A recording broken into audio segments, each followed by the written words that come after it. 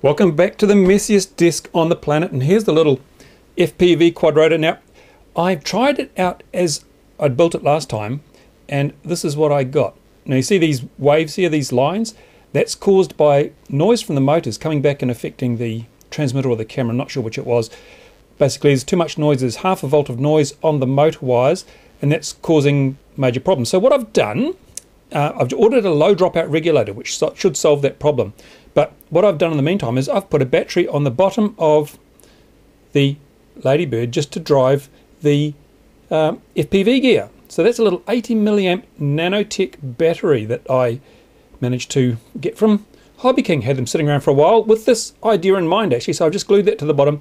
So now the FPV backpack has its own power supply, its own separate battery at 90 milliamps. It's good for probably a quarter of an hour's flying.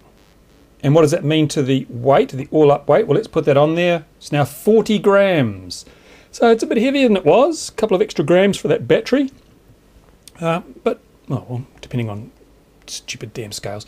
So let's take it out and see if it flies on a very, very early in the morning before the sun's even properly up.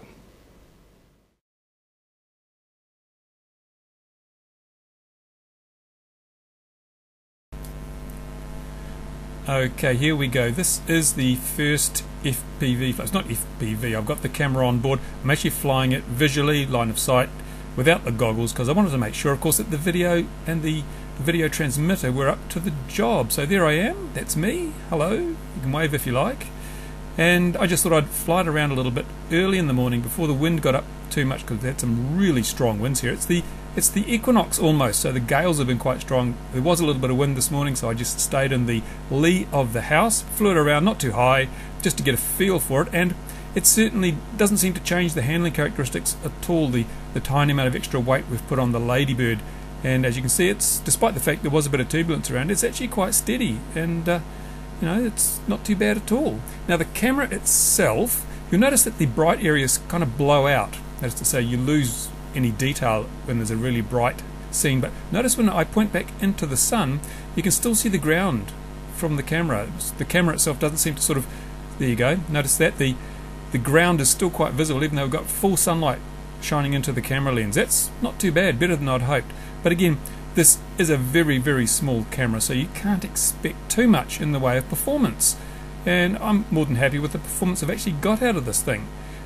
The next step, of course, will be to start flying with the FPV goggles, but unfortunately, as I narrate this little piece, the skies have clouded over, the winds have got up again, it's spring, you don't get much in the way of consistent weather with spring, so I'm just going to have to wait until the weather picks up before I do any more FPV flying outside, although I did do some FPV flying inside the other evening, and at the end of this little scene I will tack on that piece of video for you to have a look. It wasn't very good lighting, but it was simply a way of testing out the craft before I got up early this morning and did this flight. You can even see the cat. It's not fazed by the quadcopter now, it's learnt to live with it.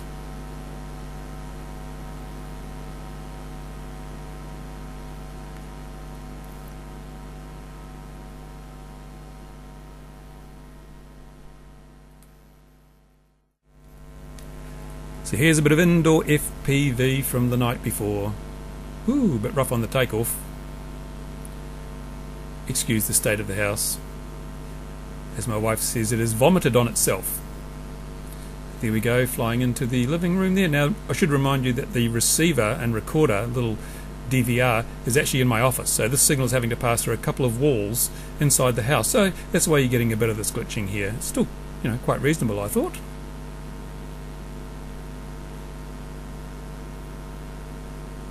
Again, I'm flying this line of sight, not flying FPV, because it's quite a confined area, as you can see, not a big house, and I didn't really want to crash the system before I'd had a chance to test it out.